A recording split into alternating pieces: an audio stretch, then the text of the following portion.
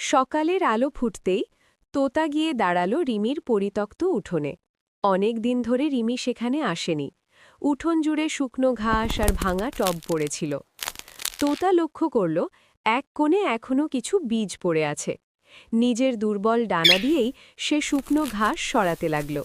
একটু একটু করে মাটি পরিষ্কার করল। মাঝে মাঝে ক্লান্ত হয়ে পড়লেও সে কাজ ছাড়ল না।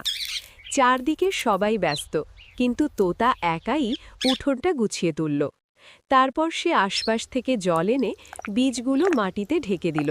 সব শেষ হলে সে ছায়ায় বসে ভাবল, রিমি ফিরে এলে এই উঠোনটা আবার প্রাণ ফিরে পাবে।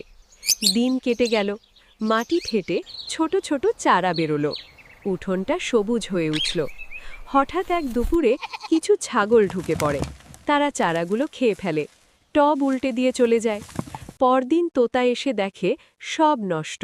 সে চুপ করে বসে রইল, চোখ ভরে এলো। তারপর সে নিজেকে সামলে বলল, নষ্ট হয়েছে, কিন্তু আশা নয়। আর সে আবার নতুন করে গুছিয়ে নেওয়ার কাজ শুরু করল।